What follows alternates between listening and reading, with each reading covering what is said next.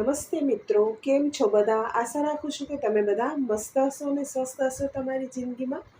તો ચાલો એક નવી રેસીપી લઈને તમારી સમક્ષ આવી ગઈ છું.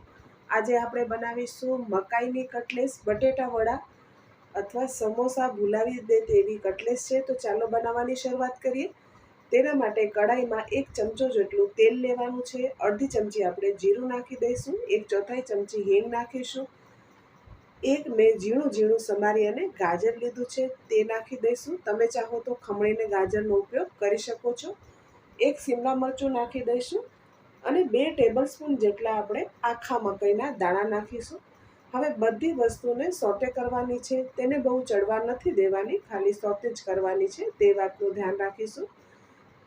હવે મેં 1 કપ ભરીને મકાઈના દાણા કાઢીને રાખ્યા હતા, તે મિક્સરના જારમાં નાખી દઈશું. 2 ઇંચ મેં આદુનો ટુકડો લીધો છે, તેને ઝીણા ઝીણા સમારી લીધો છે અને 4 જેટલા મેં તીખા લીલા મરચાં લીધા છે. આને પલ્સ મોડ પર આપણે પીસી લેવાનું છે. તમે જોઈ શકો છો, આવું જ વાટવાનું છે, આપણે દરદરું પીસવાનું છે. તેને એકદમ તેની પેસ્ટ નથી બનાવવાની, નહીં તો કટલેસ છે આપણી નરમ બનશે, એકદમ સરસ નહીં બને.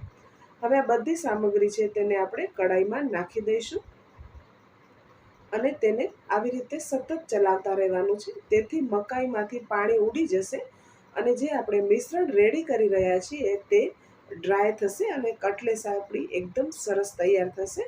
તો તે વાતનું તમે ધ્યાન રાખશો. આ પ્રોસેસ કરવી ખૂબ જ જરૂરી છે. તમે ફટાફટથી અને ચલાવશો નહીં અને પાણી તેનું સુકાવા નહીં દો તો કટલેસ છે તે નહીં બને. તો તમે આ પ્રોસેસ જરૂરથી કરતા. હવે તમે જોઈ શકો છો, હવે આપણો જે મસાલો છે તે એકદમ ડ્રાય થઈ ચૂક્યો છે. પાણી છે તે ઓલમોસ્ટ ઉડી ગયું છે. થોડું થોડું મોઇશ્ચરનો ભાગ છે, વધારે નથી, તેટલો તો આપણે જોશે. હવે મેં એક મોટી સાઈઝનું બટેટાને ખમણી લીધું છે, તે નાખી દઈશું. 3 ચમચી આપણે ચોખાનો લોટ નાખીશું અને 3 ચમચી આપણે ચણાનો લોટ નાખીશું. અડધી ચમચી આપણે નાખીશું હળદર. 1 ચમચી ધાણા જીરું નાખીશું. 1 ચમચી આપણે ચાટ મસાલો નાખી દઈશું. અડધી ચમચી આપણે ગરમ મસાલો નાખીશું. સ્વાદાનુસાર મીઠું નાખી દઈશું અને અડધો કપ જેટલા આપણે લીલા ધાણા નાખી દઈશું.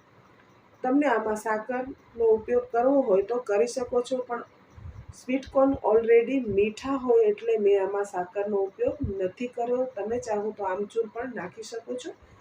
હવે આવી રીતે હાથેથી પ્રેસ કરી અને બધી સામગ્રીને આપણે સરસ રીતે મિક્સ કરી લેવાની છે, તો લોટમાં બધા મસાલા સરસ રીતે ભળી જશે અને આવું આપણું લોટ જેવું મિશ્રણ તૈયાર થશે. હવે મેં જે મોલ્ડ આવે તે લીધું છે, કટલેસ મોલ્ડ આવે, તમારી પાસે હોય તો તમે લઈ શકો છો, નહીં તો હું તમને બીજો શેપ પણ બતાડીશ, તમે એવી રીતે પણ બનાવી શકો છો. હવે કટલેસ મોલ્ડ હોય એમાં આવી રીતે ઓઇલ લગાવવાનું છે અને હાથને પણ ઓઇલથી ગ્રીસ કરી લેવાના છે, કારણ કે જે લોટ હશે તે હાથમાં ચીપકશે, આ મિશ્રણ જે આપણે બનાવ્યું છે તે. એટલે તમે આવી રીતે હાથને ગ્રીસ કરી લેતા. તમે આવો ટીકીનો શેપ આપીને પણ કટલેસ છે તે બનાવી શકો છો. એકદમ સરળ છે અને આ પ્રોસેસથી કટલેસ છે તે જલ્દી પણ બની જાય છે, પણ મારી પાસે છે મોલ્ડ એટલે મેં તેનો ઉપયોગ કર્યો છે. હવે આવી રીતે એક નીચે પ્લેટ મૂકવાની છે અને મિશ્રણ આપણું જેટલું આવે તેટલું આવી રીતે મોલ્ડમાં સરસ રીતે પ્રેસ કરવાનું છે. ક્યાં પણ જગ્યા ન રહે તે વાતનું ધ્યાન રાખીશું અને ઉપરથી દબાવવાનું છે હલકા હાથેથી અને આંગળીની મદદથી સાઈડ આપણે આવી રીતે છોડાવી લઈશું. તમે જોઈ શકો છો હું વિડીયોમાં કેવી રીતે કરી રહી છું. અને આવી રીતે આપણે કટલેસ છે તે રેડી કરવાની છે. આ પણ જલ્દી થઈ જાય, પણ જે આપણે ટીકી બનાવીએ તે આનાથી પણ પ્રોસેસ છે તે જલ્દી થઈ જાય છે. મેં બધી કટલેસને આવી રીતે રેડી કરીને રાખી દીધી છે. હવે એક બાજુ આપણે તેલ નાખી દઈશું. 4 થી 5 ચમચા જેટલું મેં ઓઇલનો ઉપયોગ કર્યો છે. હું આને ડીપ ફ્રાય નથી કરવાની, અને સેલો ફ્રાય કરવાની છું. તમે ચાહો તો ડીપ ફ્રાય પણ કરી શકો છો.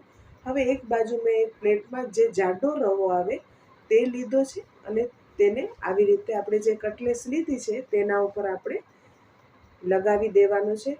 બહુ વધારે પણ નથી લગાવવાનો, એકદમ તમે વધારે કોટ કરી નાખશો તો કટલેસ છે તે અંદર સુધી બરાબર શેકાશે નહીં. એટલે તમે આવી રીતે જેટલો ચીપકે એની રીતે તેટલો આપણે ઉપર ચીપકવા દેવાનો છે. મેં આવી રીતે બધી કટલેસને રેડી કરી લીધી છે. એક બાજુ આપણું ઓઇલ પણ ગરમ છે. ઓઇલ છે તે મીડિયમ ટુ હાઈ ફ્લેમ પર આપણે રાખવાનું છે. તમે લો ફ્લેમ પર રાખશો તો કટલેસ છે તે બહુ જ ઓઇલી બની જશે, તો તમે તે વાતનું ધ્યાન રાખશો. હવે એક એક કરીને કઢાઈમાં જેટલી કટલેસ આવે તેટલી જ નાખવાની છે. અને તમારી પાસે આવી ફ્લેટ કઢાઈ હોય તો તમે તેમાં વધારે કટલેસ બનાવી શકો છો. જે ઊંડી કઢાઈ હોય તેમાં ઓછી કટલેસ આવે, તો તમે આવી રીતે કોઈ હોય તમારી પાસે તો તમે કરી શકો છો. અને ન હોય તો તમે જે નોનસ્ટિક તવી આવે તેમાં પણ આને સેલો ફ્રાય કરી શકો છો. હવે એક બાજુથી ગોલ્ડન બ્રાઉન થાય એટલે તેને ફેરવી લેવાની છે. તમે જોઈ શકો છો નીચે કેટલો સરસ ગોલ્ડન બ્રાઉન આપણો કલર આવી ચૂક્યો છે. હવે આપણે કટલેસને બીજી બાજુ પણ થવા દઈશું. બીજી બાજુથી પણ કટલેસ છે તે આપણી એકદમ સરસ ગોલ્ડન બ્રાઉન થઈ ગઈ છે અને ઉપરથી એકદમ ક્રિસ્પી બની છે. મેં આવી રીતે બધી કટલેસને રેડી કરી લીધી છે. તમે આને ગ્રીન ચટણી સાથે સર્વ કરી શકો છો અથવા ટોમેટો કેચઅપ સાથે પણ સર્વ કરી શકો છો. એકદમ ટેસ્ટી લાગે છે, ઝટપટથી બની જાય છે અને હેલ્ધી પણ એટલી છે.